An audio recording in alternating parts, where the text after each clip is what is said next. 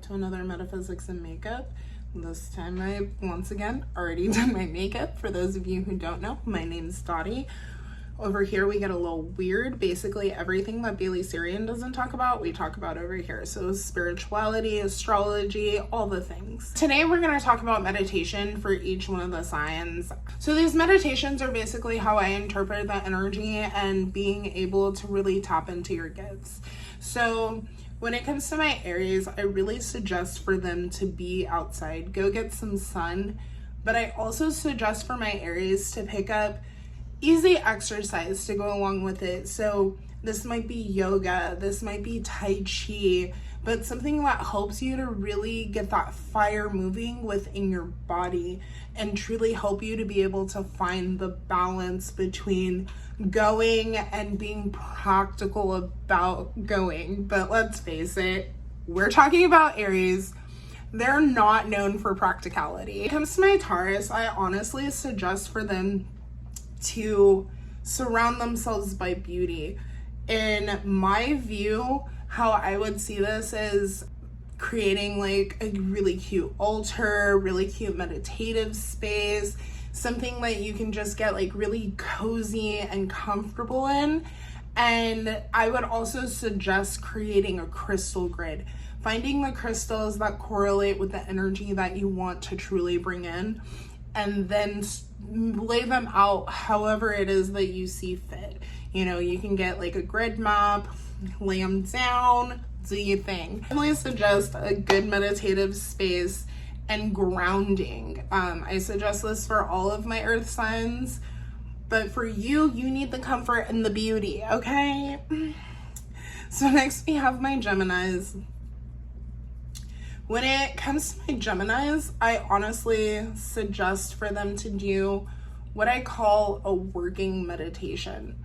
So for me, working meditations, so when I talk about working meditations, these are meditations that I normally will use when I'm at work. And one of the major meditation practices that I use when I'm at work is just being aware of where my hands and my feet are. I know it sounds super simple, but just bringing that awareness into your body, especially considering my Geminis, they rule the hands, but they also rule the nervous system. So you may find at times that you just get a little neurotic, you know, things get a little hectic and you kind of get yourself caught in your head. That's where these working meditations and just being aware, like, what are my hands doing? What are my feet doing? Taking and slowing down a little bit, bringing that energy back into the body to be able to truly move forward. So next we have my Cancers.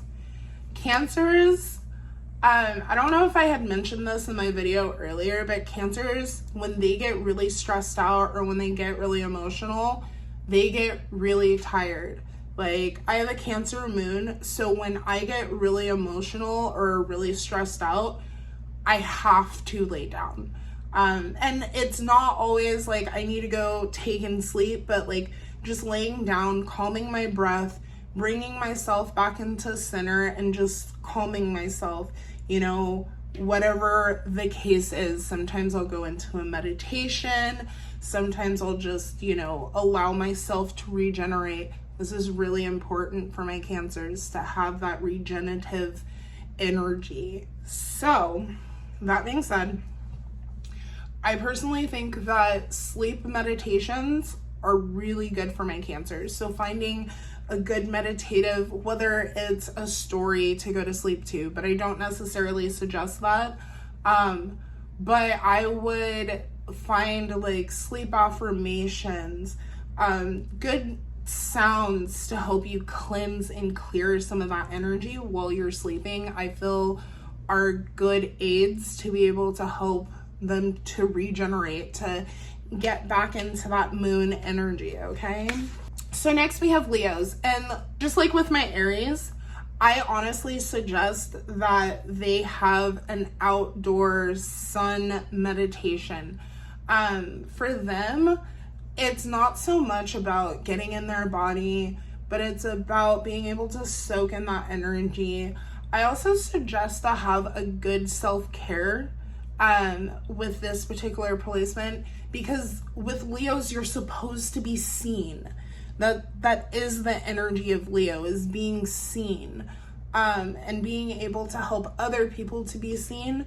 But when it comes to you, you got to make sure that that solar plexus is nice and open. I honestly suggest for them to find a meditation that helps them to be able to ground and to actually connect with the earth. And when I say this, it could be gardening, it could be going outside and just earthing. Remember, the earth has negative ions, we have positive ions.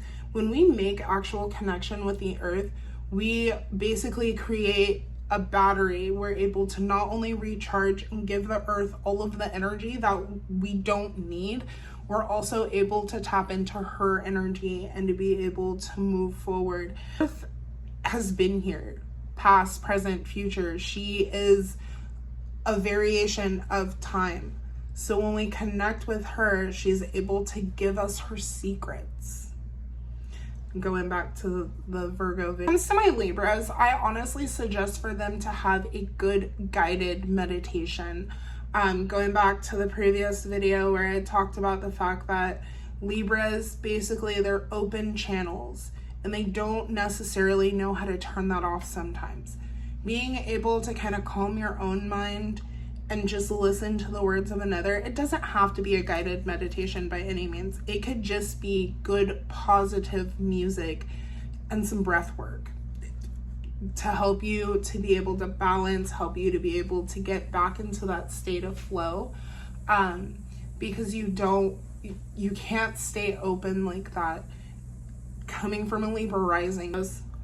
When it comes to my Scorpios, I honestly suggest a good bathing routine. As I've mentioned earlier, I kind of see you guys as like the muddy, murky water. And nothing's bad about that. You guys are just able to thrive in really deep areas where a lot of people are not able to manage that area. But being able to have a good bathing routine, and when I say bathing routine, I don't just mean getting in the bath, making sure you're clean, making sure you smell good. I also suggest that at least once a week you have yourself a spiritual bath.